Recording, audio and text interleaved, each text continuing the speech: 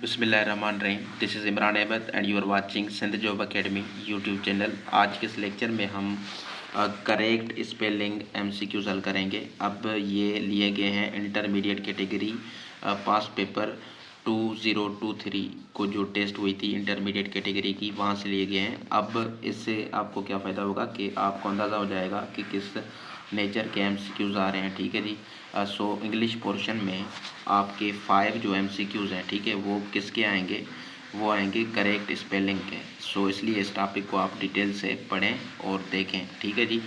सो आइए इस लेक्चर को हम स्टार्ट करते हैं। सो हमारा जो टॉपिक है वो है करेक्ट स्पेलिंग। ठीक है, 5 एमसीक्यूज आएंगे।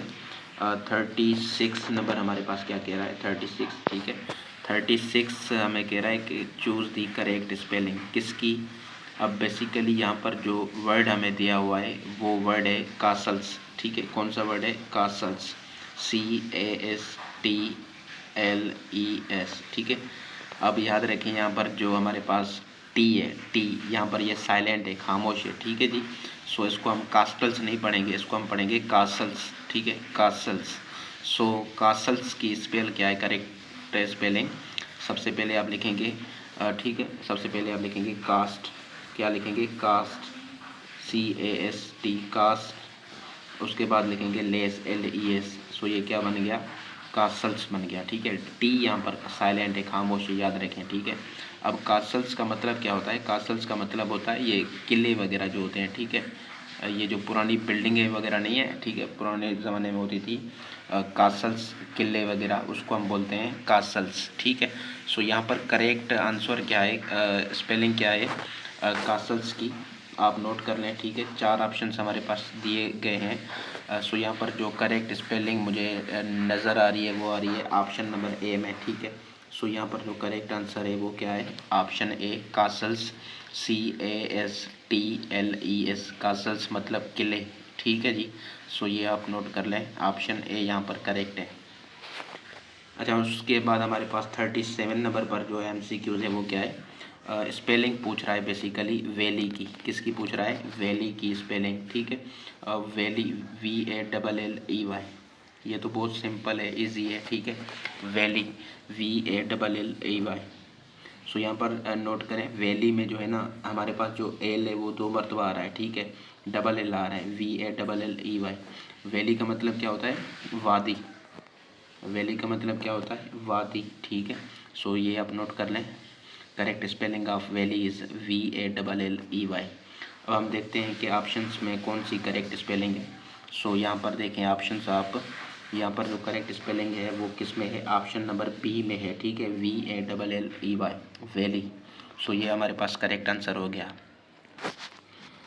उसके बाद हमारे पास है जी 38 कह रहा है कि करेक्ट स्पेलिंग बताएं किसकी? हैमर की। ठीक है, अब ये तो बहुत सिंपल और इजी है। Hammer, hammer. ठीक है, क्या स्पेलिंग है? HAMMER। ठीक है, हैमर। अब हैमर का मतलब क्या होता है? हथौड़ा। क्या मतलब होता है? हथौड़ा। ठीक है, इसमें नोट करें, इसमें जो हैमर है, ठीक है, इसमें एम 2 मरतबा आ रहा है। एम कितनी मरतबा आ रहा है? 2 मरतबा। HAMMER, हैमर मतलब हथौड़ा। ठीक है जी। सो यहाँ पर करेक्ट स्पेलिंग, करेक्ट ऑप्शन किस में है? ठीक है, ऑप्शन देखें आप, ऑप्शन ए है HAM। सो ये नहीं होगा। ठीक है, ऑप्शन बी है HE बता रहा है, तो ये नहीं होगा। ऑप्शन सी है HAMMER। सो यहाँ पर जो करेक्ट स्पेलिंग है वो क्या है? ऑप्शन नंबर सी है। ठीक है, HAMMER, हैमर मतलब हथौड़ा। अच्छा, उसके बाद हम देखते हैं जी नंबर 39 को। नंबर 39 में बोल रहा है करेक्ट स्पेलिंग किसकी? ड्रैगन की। ठीक है, ड्रैगन। सो ड्रैगन की करेक्ट स्पेलिंग है DRAGON, DRAGON, ड्रैगन। ठीक है, ड्रैगन देखें, ड्रैगन बेसिकली एक जानवर है हमारा, ठीक है, रेप्टाइल है, एक रेप्टाइल जानवर है। सो ड्रैगन की करेक्ट स्पेलिंग क्या है हमारे पास? DRAGON। ठीक है, ड्रैगन। सो ये जानवर का नाम है एक। ठीक है, सो यहाँ पर देखें करेक्ट स्पेलिंग किस में है हमारे पास? यहाँ पर ऑप्शन ए में कह रहा है DRE। सो ये नहीं होगा। ठीक है, ऑप्शन ऑप्शन बी बता रहा है DRE। फिर ई आ गया तो ये नहीं होगा। ऑप्शन डी है, सी है DRA डबल जी आ रहा है तो ये भी नहीं होगा। ऑप्शन डी है DRAGON ड्रैगन। सो ये यहाँ पर करेक्ट आंसर है, ठीक है। अब IBA वाले किस तरह चल रहे हैं देखें। 36 में ए ऑप्शन को करेक्ट किया, 37 में बी को, 38 में सी को, 39 में डी को करेक्ट कर लिया है, ठीक है। देखें ये IBA के कुछ इम्पोर्टेंट पॉइंट्स हैं, ठीक है, नोट करने हैं आप। अच्छा जी, उसके बाद हमारे पास जो 14 नंबर MCQs है वो क्या है। बेसिकली वर्ड है, पूछा गया था कोरल। कौन सा वर्ड? कोरल, ठीक है। सो कोरल की ठीक है जी, कोरल, ठीक है, वर्ड है कोरल, ठीक है। इसकी जो करेक्ट प्रोनाउंसिएशन है वो क्या है? कोरल, ठीक है। कोई कोई इसे क्यूरल भी बोलता है, लेकिन कोरल इसकी करेक्ट स्पेलिंग प्रोनाउंसिएशन है, ठीक है जी, कोरल। सो इसकी जो करेक्ट स्पेलिंग वो क्या है? QURREL,